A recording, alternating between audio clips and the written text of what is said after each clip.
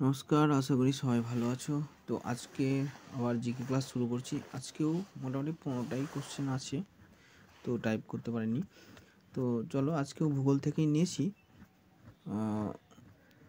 প্রথম প্রশ্ন দেখো, কে প্রথম সৌরজগৎ আবিষ্কার করেন? এটা উত্তর হবে কি কোপার্নিকাস, অপশান ডি। পরের প্রশ্ন হচ্ছে পৃথিবীর বৃহত্তম লবণাক্ত হ্রদ কোনটি? এটা উত্তর হবে কাস্পিয়ান সাগর, অপশান ডি।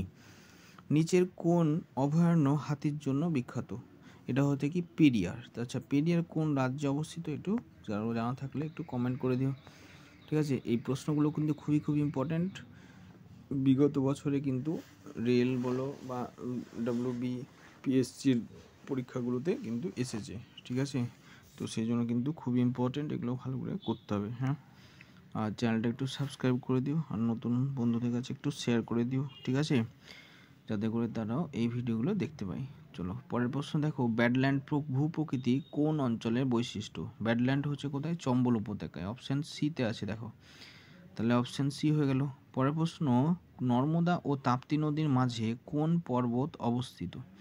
এটা হচ্ছে কি, এটা হবে সাতপুরা। নর্মদা আর তাপ্তির মাঝে হচ্ছে সাতপুরা পর্বত, অপশান ডি, ঠিক আছে। আচ্ছা, একটু নাম্বারিংগুলো একটু ভুল হয়ে গেছে, ঠিক আছে, 16 থেকে শুরু হয়ে গেছে। তো যাই হোক, নাম্বারে কিছু যায় আসে না, পড়তে হবে এটাই। পরের প্রশ্ন 21 নম্বর দেখো, ভারতের ম্যানচেস্টার কাকে বলা হয়? এটা হচ্ছে আহমেদাবাদ, অপশান সি। আচ্ছা, তো তোমাদের কাছে একটা রিকোয়েস্ট, চ্যানেলটা একটু সাবস্ক্রাইব করে অল নোটিফিকেশানটা অন করে দিও, যাতে করে আমি যখনই ভিডিও দেবো তখন যেন তোমাদের কাছে নোটিফিকেশান চলে যাবে, ঠিক আছে।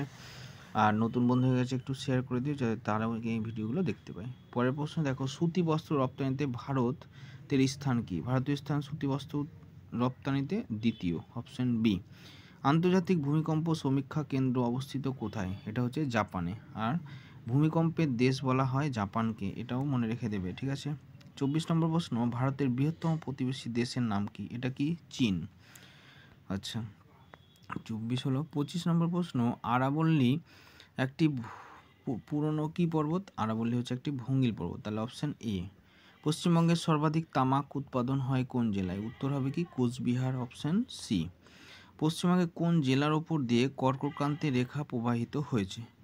এটা উত্তর হবে কি, এখানে দেখো অপশান এখানে ভুল হয়ে গেছে, এটা নদিয়া, পুরুলিয়া, এগুলো সব দুটোই হবে, ঠিক আছে। অপশান নদিয়াও হবে, পুরুলিয়া হবে, আর কি বর্ধমানও হবে, ঠিক আছে। নদিয়া, পুরুলিয়া, বর্ধমান, তো আর বাঁকুড়া, ঠিক আছে, এই রাজ্যগুলোর ওপর দিয়ে কিন্তু কর্কটক্রান্তি রেখা গেছে, ঠিক আছে। তাহলে এখানে একটু অপশানগুলো দিতে ভুল হয়ে গেছে, তো যাই হোক, তো বলে দিলাম যে নদিয়া মনে রাখবে, পুরুলিয়া, বাঁকুড়া, আর হচ্ছে বর্ধমান, আর বীরভূম, এইগুলো দিয়ে ওপর দিয়ে কিন্তু কর্কটক্রান্তি রেখা গেছে পশ্চিমবঙ্গে, ঠিক আছে। আর রাজ্য যদি বলে তাহলে হচ্ছে 8টা রাজ্যের ওপর দিয়ে গেছে। তো 8টা রাজ্যের ওপর কী রাজ্যের ওপর দিয়ে গেছে তোমরা একটু কমেন্ট করে জানাবে, ঠিক আছে। আচ্ছা, পরের প্রশ্ন দেখো, পশ্চিমবঙ্গের জলবায়ু কোন ধরনের? এটা উত্তর হবে কি ক্রান্তীয় মৌসুমী প্রকৃতির, ঠিক আছে, তাহলে অপশান এ। পরের প্রশ্ন, বাংলাদেশ ও পশ্চিমবঙ্গের মধ্যে আন্তর্জাতিক সীমানা কত? এটা আন্তর্জাতিক সীমানা পশ্চিমবঙ্গ আর এর মধ্যে কত? প্রায় 2272 কিলোমিটার, ঠিক আছে, তাহলে অপশান সিতে আছে। পশ্চিমবঙ্গের সর্বোচ্চ শৃঙ্গের নিম্নের কোন পর্বতশ্রেণীতে অবস্থিত? এটা উত্তর হবে কি সিঙ্গইলা পর্বতশ্রেণীতে অবস্থিত, অপশান বি হবে।